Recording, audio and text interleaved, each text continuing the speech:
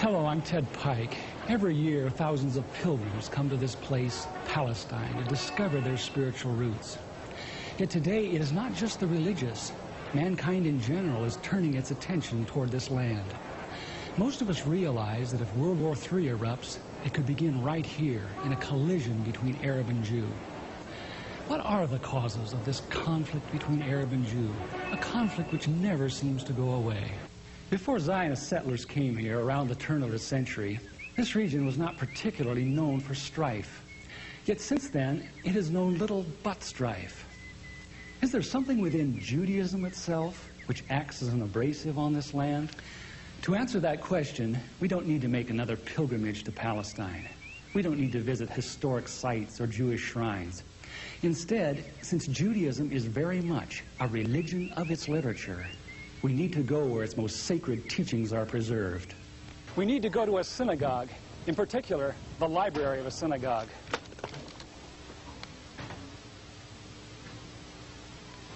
In every synagogue library, we find hundreds of books, but there are a few which tower above the rest in authority. These include the Encyclopedia Judaica, the Universal Jewish Encyclopedia, the Jewish Encyclopedia. In the oldest of these, the Jewish Encyclopedia, we encounter fascinating new perspectives on the inner teachings of Judaism, perspectives which are well known to most religious Jews, but unknown to Christians. Most Christians believe that the Judaism of the Old Testament is very similar to Judaism today.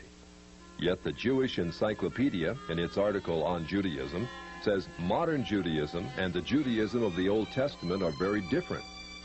It says that after Nebuchadnezzar conquered Judah in the 6th century BC and led the Jews to distant Babylon, the Jews were faced with challenges to their faith they had never before experienced.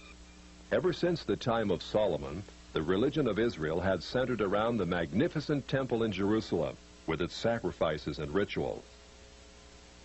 The question now became, how could one be a true Jew in a very foreign, even hostile environment? The need arose for a certain class of lay priests, called scribes or sopherim, to interpret the law in this new setting and make it workable.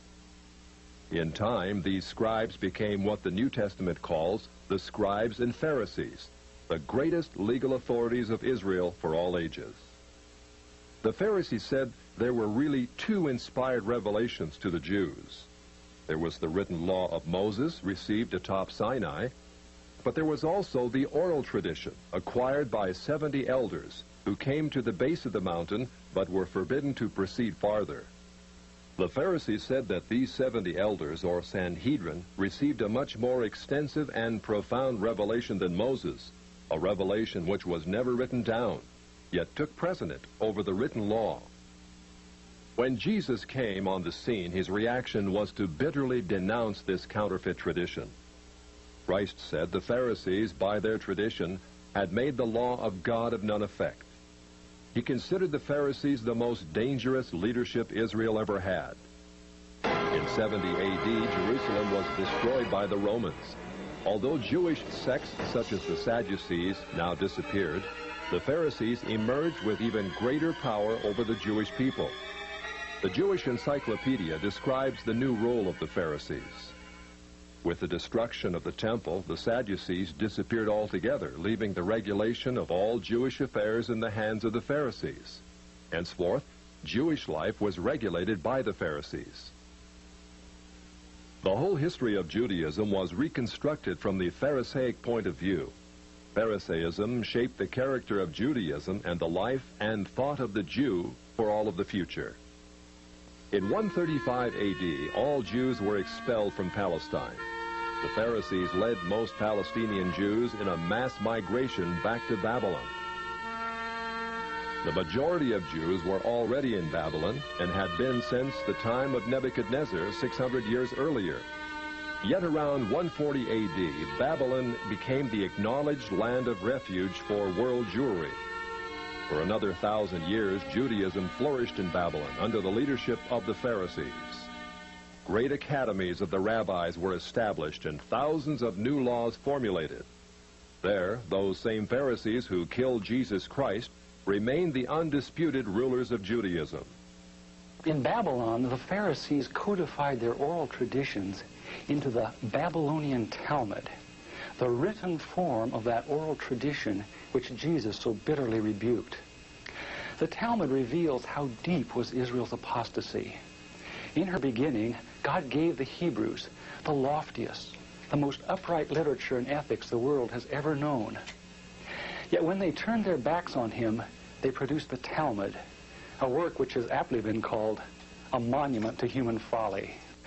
The Talmud also helps us understand the basis for Christ's unflattering descriptions of the Pharisees.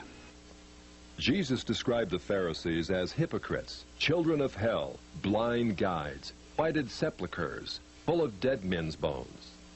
He even described the Pharisees as children of their father the devil, a murderer from the beginning. The Talmud confirms Christ's words. In the Talmud, in Treatise Sanhedrin, an extensive passage describes the right of the Pharisee to kill anyone, just as long as he did so indirectly. As one of dozens of examples, the Talmud tells us that if one bound his neighbor and he died of starvation, he is not liable to execution. In such an indirect manner, the Pharisees also killed Christ.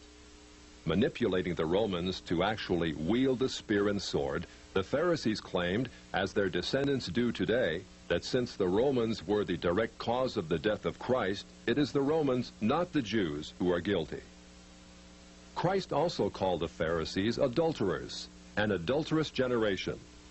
The Talmud provides generous loopholes for adultery.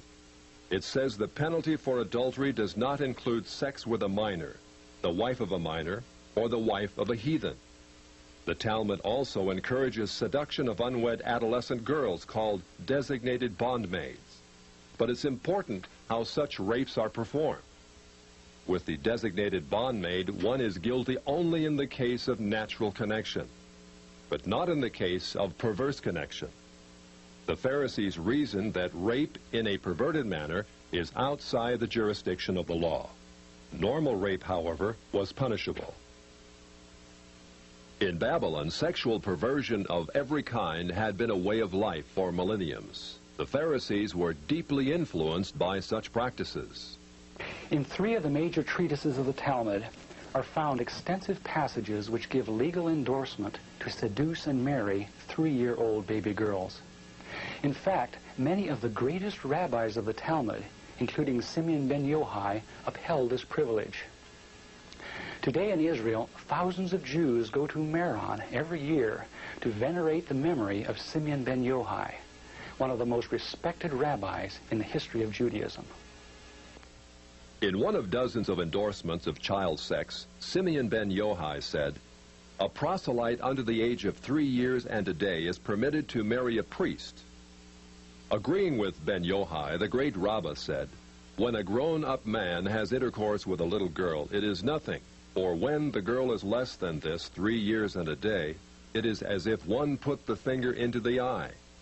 The footnote to this passage says, "As tears come to the eye again and again, so does virginity come back to the little girl under 3 years." The same section confirms that sexual activity with small boys is in the same category.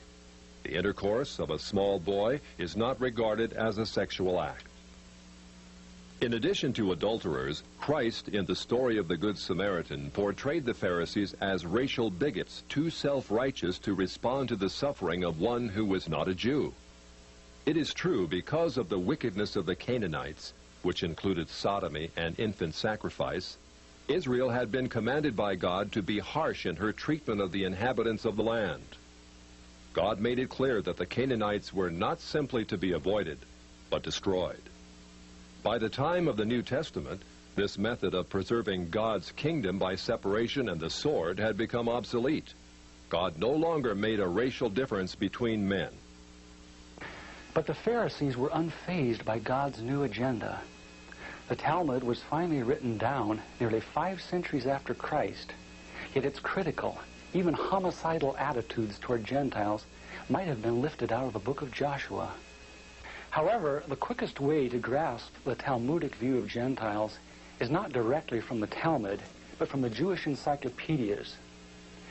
If we quote an isolated opinion from the Talmud, a rabbi may quickly object, saying, but that is not the overall opinion of the Talmud. That is not the definitive view. What the Jewish Encyclopedia provides us is a definitive overview of perhaps hundreds of rabbinic statements on any subject, giving us accurate summaries of what the Talmud generally teaches. In its article on Gentiles, the Jewish Encyclopedia begins to define what makes a Jew so different from a Gentile. According to the rabbis, only Israelites are men. Gentiles they class not as men, but as barbarians. Since Gentiles are not men in the fullest sense, so the Gentile is not a neighbor of a Jew. Further, since Gentile laws were too crude to admit of reciprocity, meaning too crude to be taken seriously, the Gentile was forever beneath the Jew. Gentiles were outlawed by God from the beginning, and thus had no property rights. The Almighty offered the Torah to the Gentile nations also, but since they refused to accept it, he withdrew his shining legal protection from them and transferred their property rights to Israel, who observed his law. Since the Talmud outlawed the child, or issue of a Gentile, as that of a beast, a Gentile had as little legal rights in a Jewish court as did an animal. The Talmud states that if a Gentile sue an Israelite, the verdict is for the defendant, the Israelite. Conversely, if the Israelite is the plaintiff, he obtains full damages. Because the Talmud conspires against Gentiles, if a Jew was ever caught telling a Gentile what the Talmud really says, such a person deserves death. So vile was the nature of a Gentile that the great Simeon ben Yohai said, "The best among the Gentiles deserves to be killed.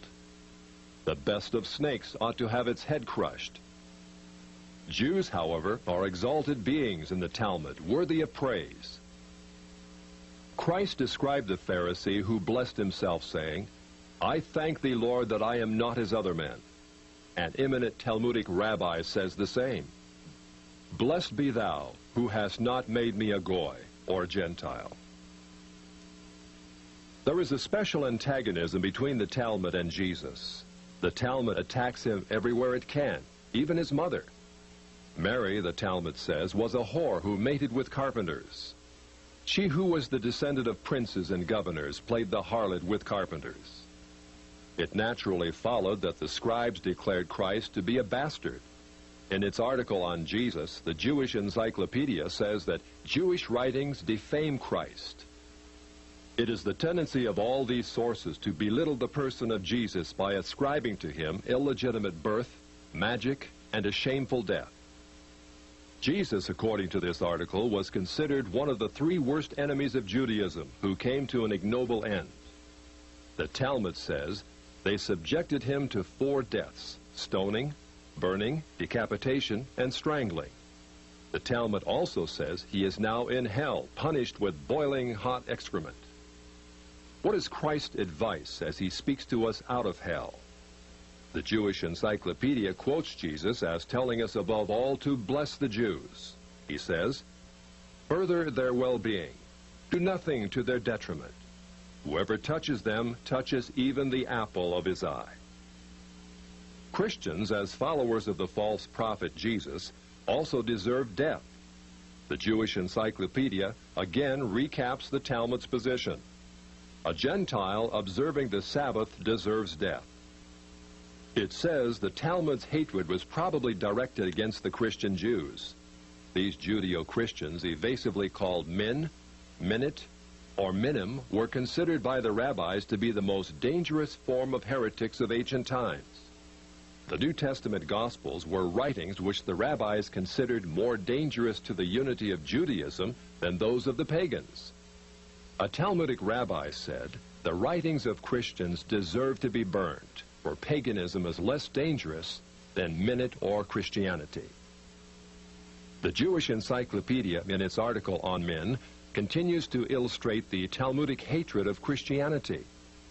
Again, we must remember, Minim usually indicates the Judeo-Christians. It was forbidden to partake of meat, bread, or wine with the Christian. Scrolls of the law, Tefillin, and Mezuzot written by a Christian were burned. An animal slaughtered by a Christian was forbidden food. The relatives of the Christian were not permitted to observe the laws of mourning after his death, but were required to assume festive garments and rejoice. The testimony of a Christian was not admitted in evidence in Jewish courts, and an Israelite who found anything belonging to one who was a Christian was forbidden to return it to him. The Pharisees, through their Talmud, thus gave the Jews an ethic which encouraged bigotry and isolation. But it did worse than that. It invited persecution. By the 11th century, the inhabitants of Babylon, growing weary of the self-righteousness and dishonesty of the Jews, expelled them to the west. Migrating across North Africa and Central Europe, a great majority of Jews who had lived in Babylon for almost 1,600 years now began to find their destinies in the cities of the West. Yet in coming to the West, Jews found their Christian neighbors extremely intolerant of the antisocial deviations Jews had taken for granted in Babylon. In order to survive, it was necessary to abandon such Babylonian traditions. But that was not as easy as it sounds. For 1,000 years, the Pharisees had commanded such deviations. Most Jews could not bring themselves to defy the authority of the Pharisees. Enter one of the giants of Judaism of all time, the great Maimonides. Maimonides, a physician and philosopher, knew that no Jew who practiced Babylonian perversions could remain alive in Christian lands. He attempted to harmonize Greek philosophy with the best points of Judaism. He hoped his rationalizations would enable Jews to abandon their antisocial customs. Yet Maimonides was only partly successful. He was excommunicated by the Jewish community on the charge of making new laws. Nevertheless, his moderation and intellect did in fact temper the old Judaism of Babylon. Gradually over the centuries, Jews abandoned immoral practices of the Talmud. Such practices are not observed today. In fact, most Jews are so ignorant of the Talmud itself that they do not even know that such teachings exist within their sacred literature. Yet the fact remains that when the Jews came to the West in the Middle Ages and attempted to accommodate the Talmud to Christian society, a tremendous conflict was created. In Babylon, Judaism could be perfectly consistent with the teachings of the Pharisees because the Babylonians were immoral as well. In Christian lands of the West, it became necessary to pretend that many of those teachings did not exist. Even today, religious Jews continue to venerate the Pharisees and their Talmud as the greatest source of light that Judaism will ever know. Yet, living in Christian lands, no Jew can fully perform what the Pharisees commanded. This conflict in Jewish responsibility has created a dilemma over the last 1,000 years from which Jews in the West have not emerged. Yet even before Maimonides came on the scene in the 12th century, another dilemma was being created in Judaism far to the east. This was a dilemma not concerning the doctrines of the Jews, but over who actually was a Jew. In their articles on Khazars, the Jewish encyclopedias tell us that in the 8th century A.D., Jewish missionaries ventured north of Babylon to the land of the Khazars between the Caspian and the Black Seas. Khazaria was a vast grassland on what is now the plains of southern Russia, inhabited by a race of merchants, artisans, and warriors of Hunnish Turkish stock. About 740 A.D., the king of the Khazars converted to Judaism and made it the state religion. Incredibly, within a few centuries, the people of Khazaria convinced themselves that they were not Gentiles after all, but the physical descendants of Abraham. Thus, by the 10th century A.D., a nation of proselyte Jews thrived in what is now central Russia. During the Middle Ages, the fierce Mongols from the east and Russians from the north drove the Khazars west out of their ancient homeland. Most settled in Eastern Europe, especially Poland, where they established communities of artisans and traders. Judaism thus became divided into two basic groups which remain today: the Ashkenazim, which are the Khazars of the east, and the Sephardic Oriental, which are Jews of Spain, Turkey, and lands bordering on the Mediterranean. Today, the Ashkenazim, or Khazars, are the vast majority, about 80% of those who call themselves Jews. The two most recent premiers of Israel illustrate these two racial types. Shimon Peres is a Sephardic Jew from authentic Jewish stock. Yitzhak Shamir, like Menachem Begin, is Ashkenazim or Khazar in origin.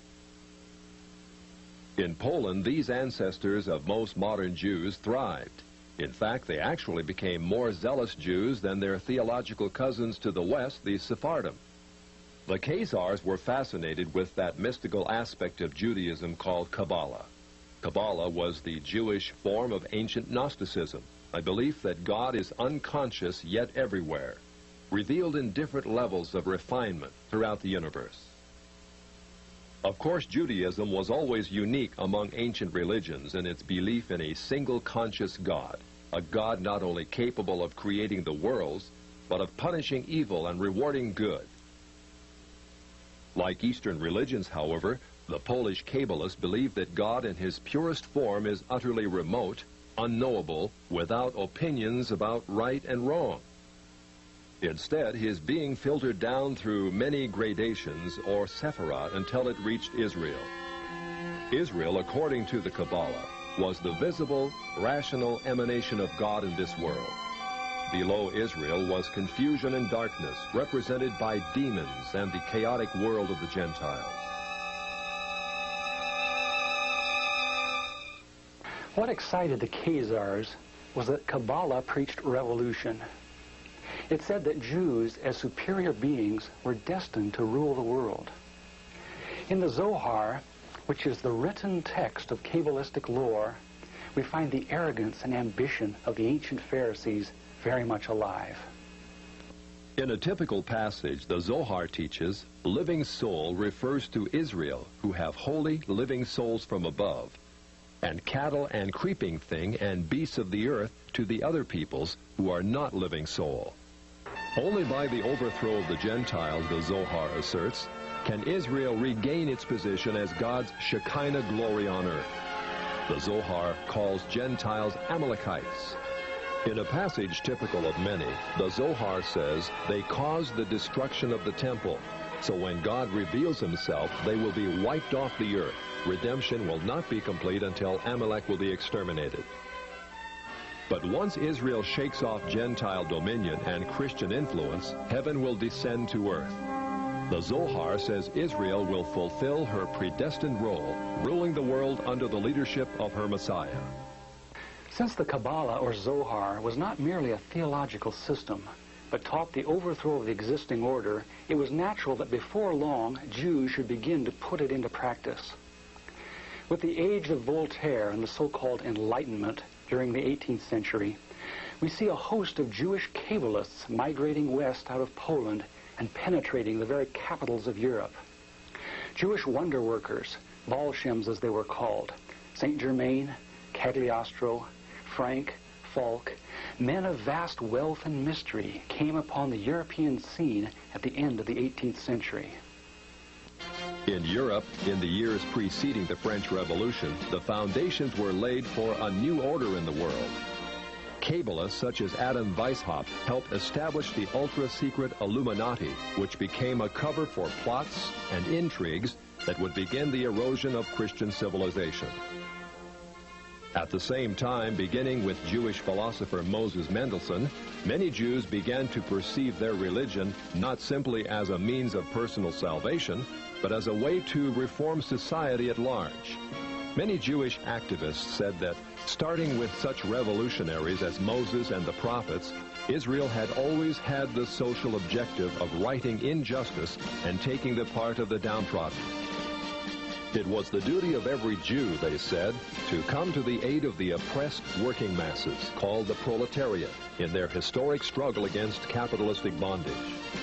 Many Jews thus came out of the ghetto and took part in all the great revolutions of the 19th century, including the Revolution of 1829 and the Revolution of 1848.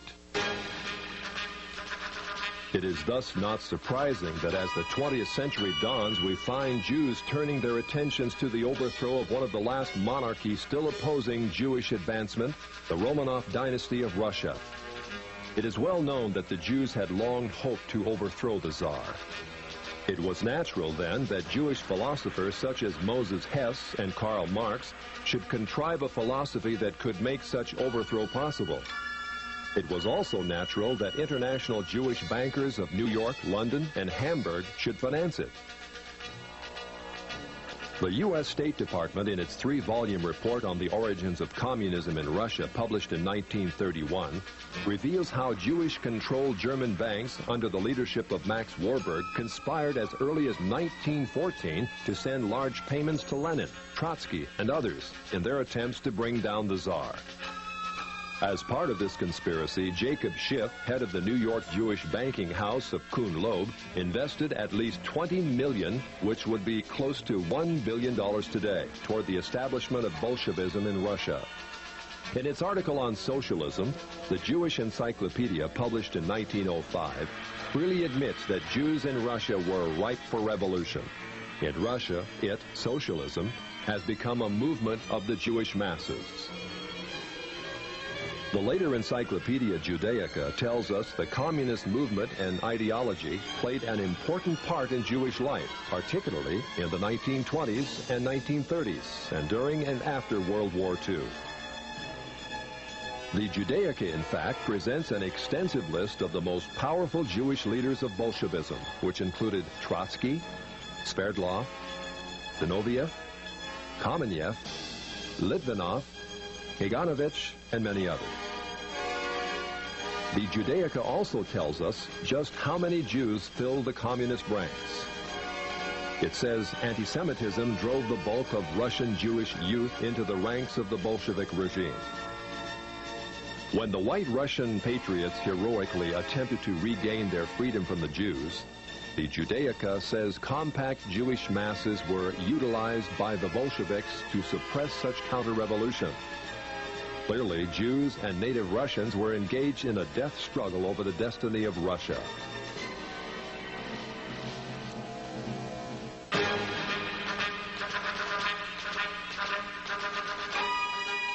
Unfortunately, the Jewish masses won. A rare photo shows the First People's Commissariat.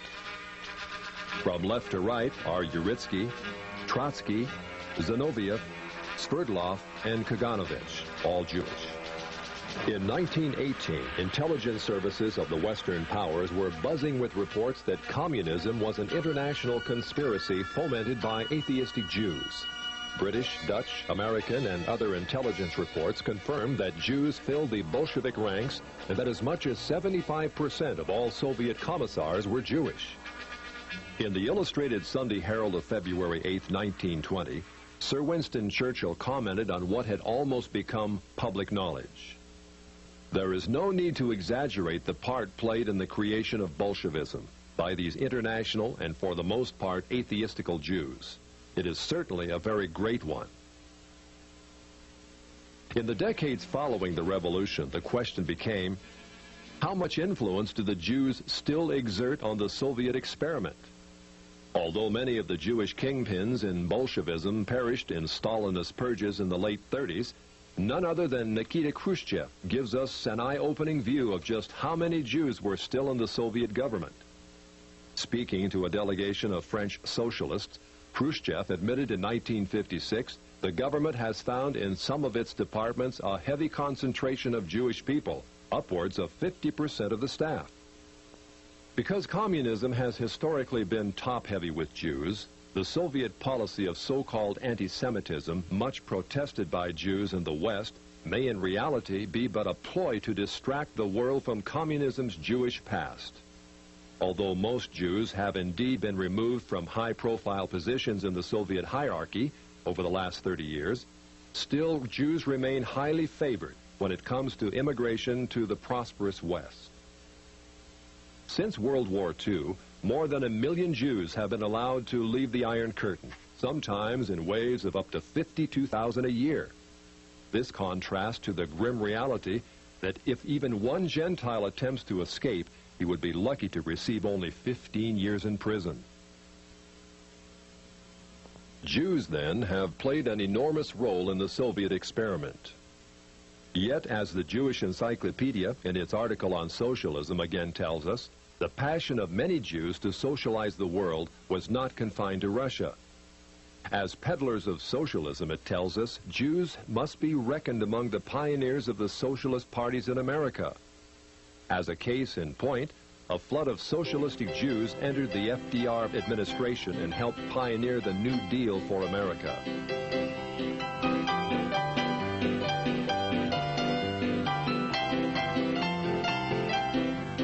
The Encyclopedia Judaica says Roosevelt's liberal policies endeared him to the Jewish community, which shared with him an overriding commitment to the welfare state. It is very significant that in letting left-wing Jews into his administration, FDR set in motion a conspiracy that was soon to have the gravest repercussions.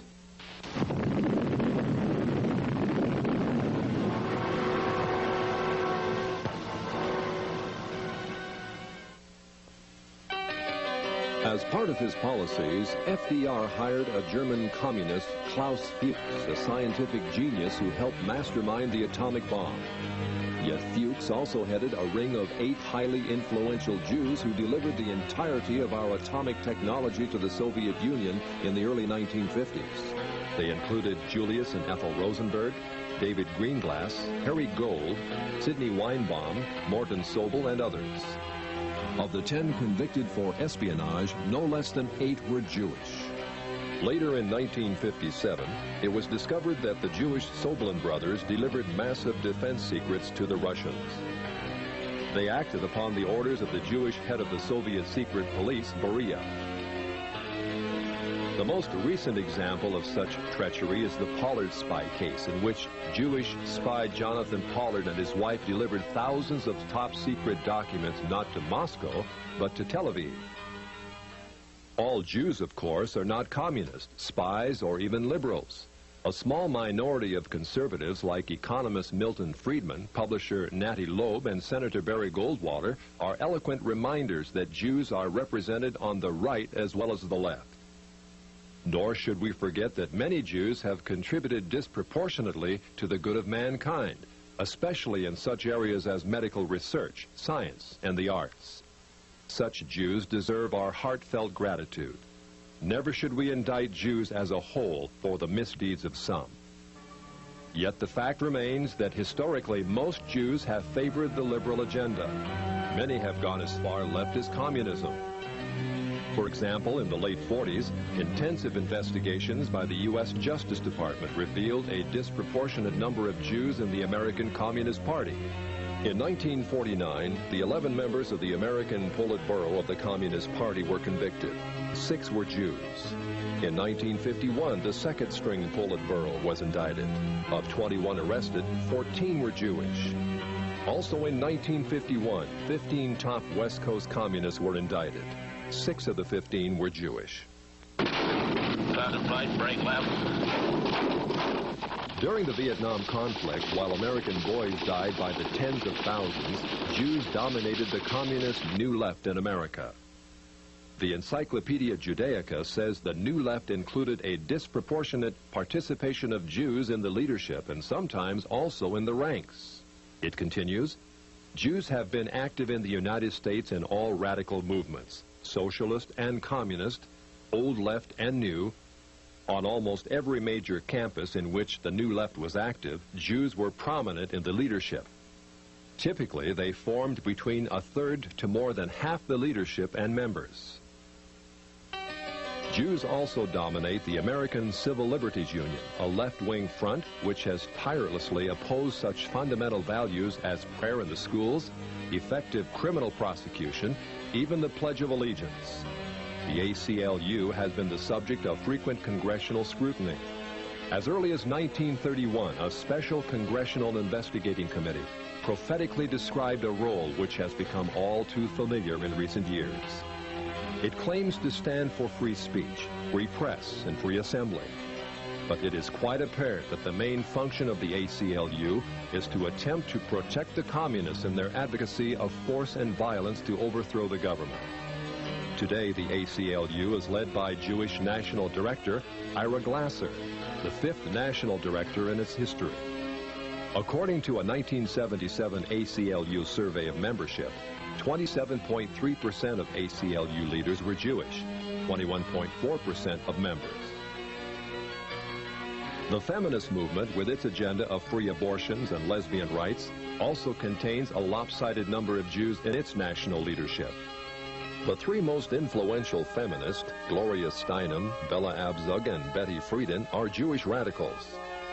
Jewish producer Norman Lear also heads People for the American Way, the liberal antagonist to Jerry Falwell's Moral Majority. People for the American Way videotapes every broadcast of national TV evangelists in hopes of ruining their ministries. Why does such Jewish-led radicalism prosper? Largely because the television media promotes it. And who owns the media? In its article on television, the Encyclopedia Judaica reveals that the big three television networks are Jewish-founded and controlled. David Sarnoff founded NBC in 1926. CBS was founded under the presidency of William S. Paley, also Jewish. ABC was an outgrowth of the NBC network, and another Jew, Leonard Goldenson, became its president. Gentiles usually occupy the visible out-front positions, but each of the three networks remain under Jewish influence or control. According to the famous Lichter-Rothman poll of 104 top-level media executives, published in Public Opinion magazine, Jews also dominate the lower levels of network broadcasting. Although Jews constitute less than 3% of the American population, a whopping 59% of TV executives surveyed were Jewish. The Encyclopedia Judaica, in its article on motion pictures, paints a similar picture of Jewish control of the movie industry. With the exception of United Artists, it says, all the large Hollywood companies were founded and controlled by Jews. The largest of all entertainment monopolies, MCA, called the Octopus because of its domination of the entertainment industry, was likewise founded and controlled by Jews, such as Jules Stein, Lew Wasserman, and Taft Schreiber. In its article on publishing, the Judaica presents lists of dozens of the largest publishers in America owned or controlled by Jews. In the Lichter-Rothman poll, it was found that 97% of media leaders surveyed favored abortion on demand, 86% favored hiring homosexuals as teachers, 57% believe that adultery is not wrong, and so on. Clearly, the liberal bias of the Jewish-controlled TV networks is indisputable. Jews are also rapidly gaining control in Congress. In 1976, there were virtually no Jewish political action committees. In 1986, there were more than 70 Jewish PACs. In 1972, there were 2 Jewish senators and 12 Jewish representatives in Congress. In 1986, there were 8 Jewish senators and 30 Jewish representatives. In 1986, more than 50% of the budget of the Democratic Party was paid for by Jews, with Jews paying 25% of the Republican budget. As our study in the synagogue library reveals, there does exist a tendency toward Jewish domination of our society. Where is all this headed? The Right Honorable Winston Churchill wrote, "It may well be that this same astounding race may at the present time be in the actual process of producing another system of morals and philosophy as malevolent as Christianity was benevolent, which, if not arrested, would shatter irretrievably all that Christianity had rendered possible. It would almost seem as if the gospel of Christ and the gospel of Antichrist were destined to originate among the same people." Can it be that such pervasive Jewish control which we are seeing today is but the harbinger of even greater Jewish control to come? In the book of Revelation, a great harlot is described ruling the world, riding on a horned and headed beast.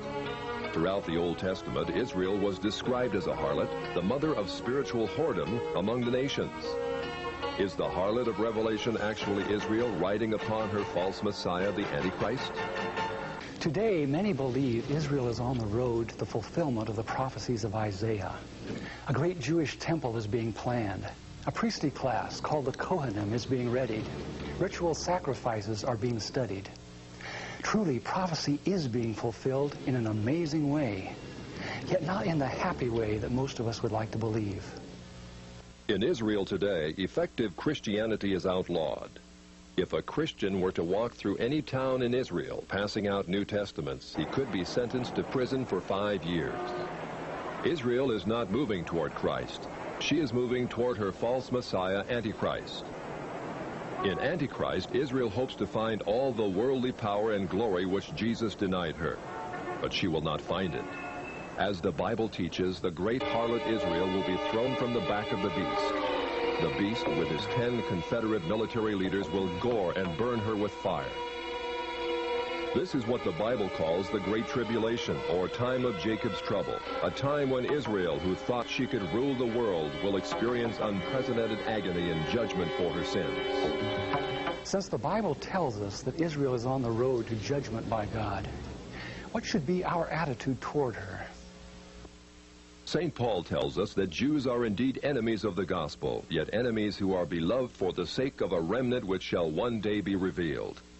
Israel is like the prodigal son, inheritor of a glorious destiny.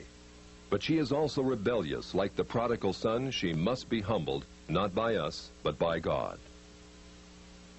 Someday, out of the great tribulation, a remnant of Jews will look upon him whom their fathers pierced and will plead for his forgiveness. The dry bones of Jewish unbelief will be resurrected. Jewish branches will be grafted back into the vine, which is Christ, Israel's true Messiah. Israel will become as much of a blessing as she was once a curse unto the nations. But there have always existed those who cannot see the big picture, who cannot wait for God to finish his controversy with Israel on his terms. Throughout history, movements have erupted which have attempted to solve the so-called Jewish problem in the most direct way.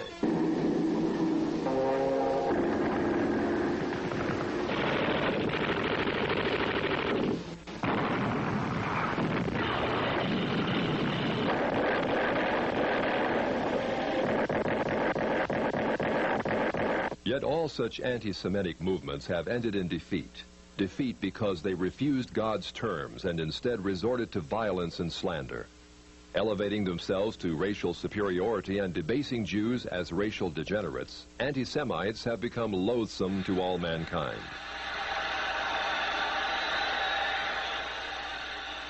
In contrast, the Bible presents the perfect approach to this problem. All the prophets were heavily burdened, even angry at the transgressions of Israel. Yet when they spoke out, it was as God led them. When they chastised the people, it was not in the arm of flesh. Vehement as they had to be in denouncing sin, they never became bigots. Their message was on the highest ethical level. They told Israel she was sinful, not because she was racially degenerate, but because she had broken God's law.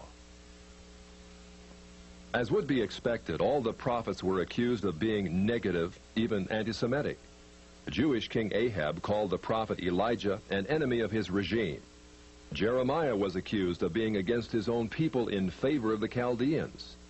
Micaiah was described as never speaking anything good, but only criticism. Even Christ and the apostles were called enemies of the Jews, yet they spoke out. The great figures of the Bible provide a pattern of how we should respond to the Jews today. The prophets and apostles preached the good news to Israel, yet they were very wary, very realistic concerning rabbinic deception. Our Lord warned us to beware of the leaven of the Pharisees.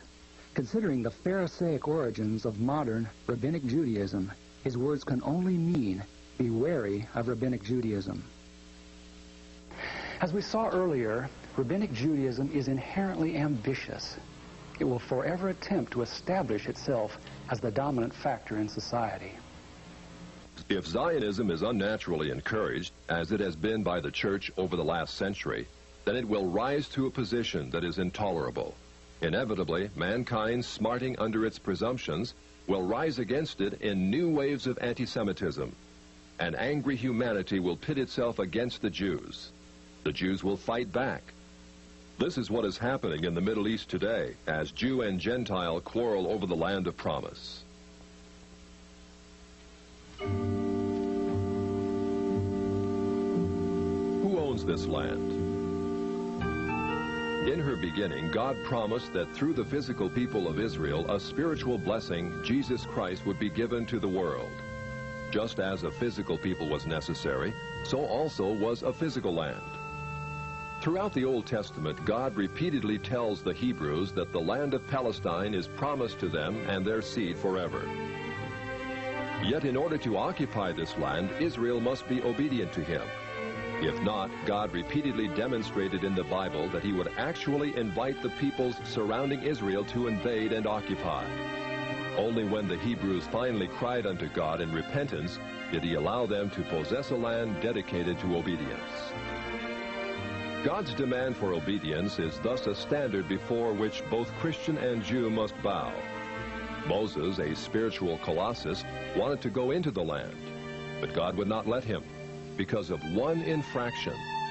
Today, Israel has rejected God's Son for 20 centuries and given first allegiance to those who crucified him, the Pharisees. Yet we are told that God is delighted that they dwell in the land. Does obedience no longer matter? It does. Someday, as in the days of Joshua and Nehemiah, Israel will give God the obedience he demands. They will return to this land in blessing. But until that time, as long as Israel continues to force her unbiblical occupation on the Arabs, this region will only know strife. The Arab world will continue to try to expel the Jews. The Jews will strike back and forth, generation after generation. The discord will be unending. This land will continue to bleed. It is the duty of every Christian to support the humanitarian needs of Jews, to preach the gospel to them. But it is not our duty to assure them that a land of promise may be occupied without obedience. Neither is it our duty to fight a war in the Middle East in defense of Israel's unbiblical claim. It is time we return to God's law, a law as old as this land, as old as the God who gave it to the Jews. If we ignore God's requirement of obedience, we only postpone that glorious day when Israel will become what she was meant to be, a place of rest and healing to the nations. If America is to continue to possess her land of blessing, she also must return to the God of her fathers. It is true, the Bible prophesies that Jewish international control, or Babylon the Great, will gradually come to dominate the world. Yet the Bible also promises that if a nation turns to him in repentance, he will postpone the judgment he himself has predicted. God is already showing us how he can slow down the Zionist timetable. In 1982, Israel invaded Lebanon, ostensibly to destroy the PLO threat from the north. Yet in doing so, she unleashed a reign of barbarity and destruction unequaled in this decade. Not only did Israel bomb Beirut to rubble, killing thousands of civilians, but she actually encouraged the infamous Shatila massacre by providing aerial lighting for the 3-day slaughter of hundreds of innocent victims. Despite the bad publicity surrounding such atrocities, Israel was confident that her massive firepower and support from America would make Lebanon her conquered colony to the north. Yet God judged Israel. Like Pharaoh in the Red Sea, he caused Israel to flounder. Today, Israel is a nation in turmoil, divided, unable to regain the respect of the world. Although Jewish power continues to increase ominously in the United States, the fact remains that God is able to slow it down, but only if we as a nation turn again to our Creator.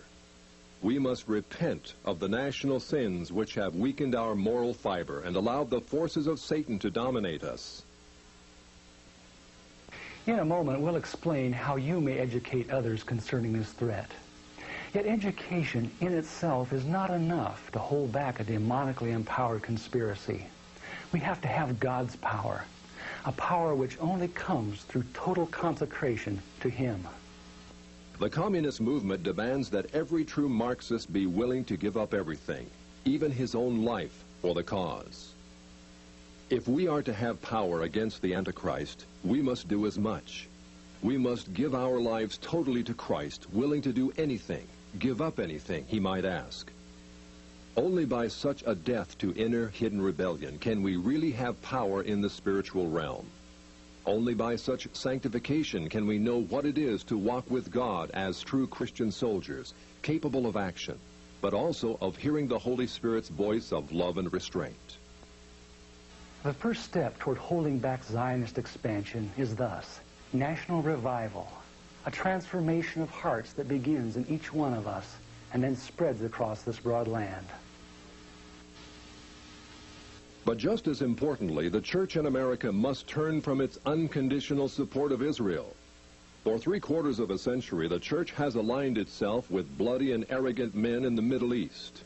In bidding them Godspeed, it has become a partaker of their injustices. Tragically, such a policy has alienated the Muslim world from the gospel. Because the church has historically ignored the plight of the Palestinians and sided with their oppressors, the Israelis, the Arab world has closed its ears to the message of Jesus Christ. In fact, by giving unconditional approval to Israel, the church, more than any other institution, has helped build up the walls of that system, which will ultimately become Babylon the Great. The church must now face the fact that Israel today is not the fulfillment of the sublime prophecies of the Old Testament, prophecies which are conditional upon obedience.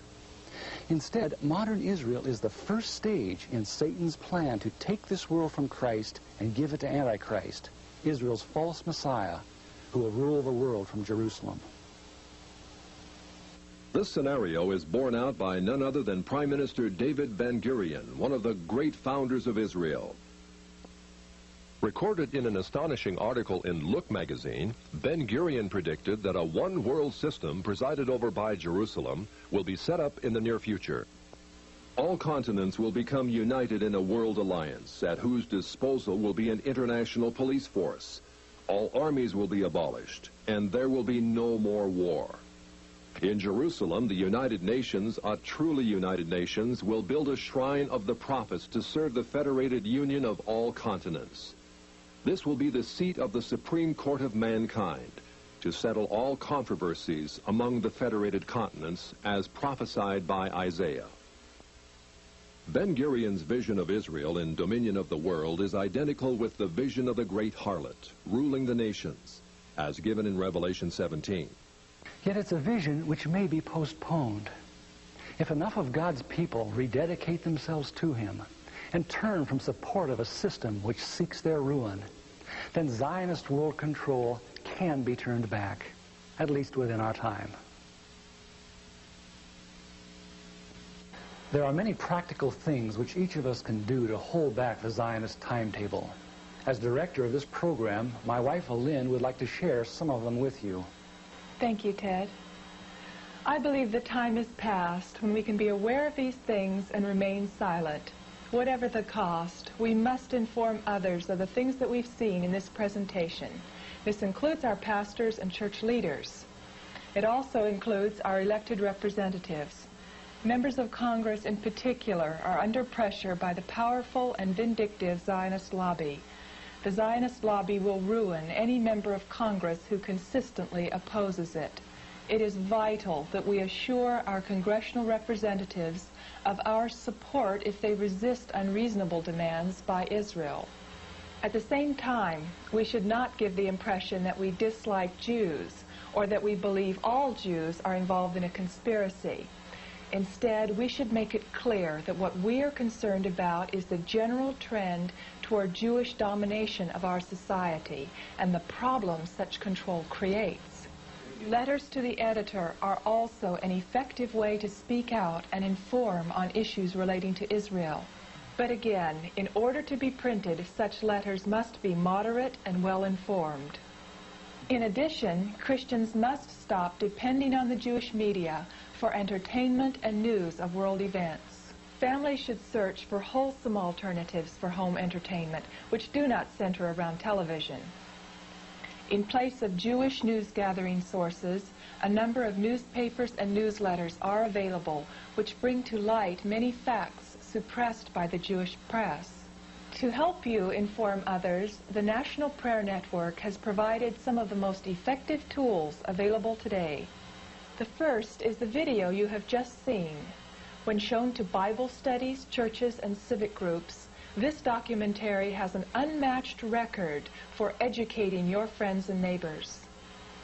In addition, the National Prayer Network provides 3/4-inch video cassettes of the Other Israel video for airing on cable TV stations nationwide.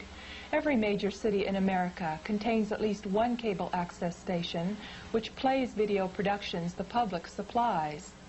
You can take them a 3/4-inch copy of the Other Israel. If it suits their schedule, they will play it before thousands of viewers.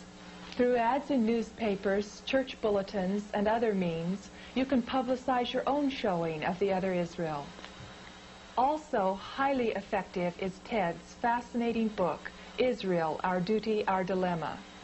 Condensing 15 years' research in Jewish sources, this 340-page volume provides easy-to-read yet exhaustive documentation on every subject covered in this video, plus hundreds of pages of related information. This groundbreaking book has been ordered by more than 18,000 pastors in America. Dr. Everett Sullivan, defender of liberty in Nebraska, sums up what thousands have felt. This is the one book every Christian should read. In a moment, we will tell you how you may obtain the video and book. Thank you, Elaine. It's undeniable that there exists a great conflict between the forces of good and evil for control of this planet. Yet there also exists a host of people just like you that are catching on to the Zionist agenda. However, it's not enough just to know the score on Zionist ambitions. We have to spread the word to others. Will you join with Elaine and me as we do just that? Here's how you can obtain the tools to wake up your church and community. Israel, Our Duty, Our Dilemma is available for $10.95 postpaid. The Other Israel video is available for $22.95 postpaid. Order from National Prayer Network, Box 203, Oregon City, Oregon 97045. That's National Prayer Network, Box 203, Oregon City, Oregon 97045.